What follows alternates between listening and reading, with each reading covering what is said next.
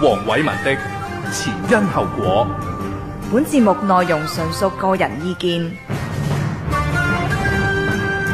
中共官員最大嘅毛病係將官民關係睇成係主僕關係。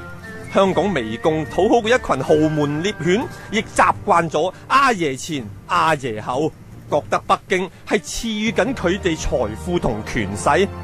政府同民眾嘅關係其實不過係契約嘅關係。根據法國思想家盧梭嘅民約論，人民將部分權力交俾政府，換取政府用公眾意志統治人民，呢個係合約精神。政府點樣體現公眾意志呢？通過民主選舉挑選大部分人民認為適合嘅人領導政府，服務社會。一旦政府濫權獨裁，咁就係違反咗契約，人民可以將佢轟落台。好似冇交租嘅租客，業主係有權將佢趕離物業嘅。政府同人民就係根據呢種契約精神嚟履行雙方嘅權利同義務。所以冇所謂愛國，就係愛執政嘅政團。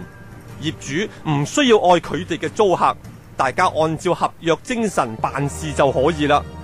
大陸官僚扭曲咗呢種關係，認為人民愛國愛黨係責任，佢哋為國為民係偉大，即使佢哋貪污弄權都係情有可原。最近又有人講北京愛港，先將東江水輸港俾港人飲用，甚至因此而阻礙咗東江沿岸嘅發展。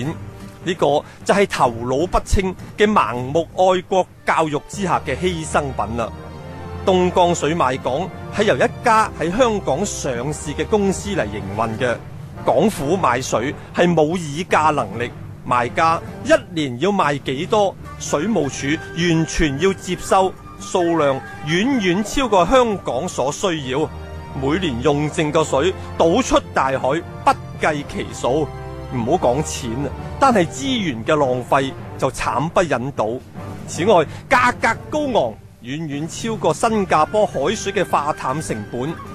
究竟係大陸照顧香港，定係香港幫襯大陸嘅公司呢？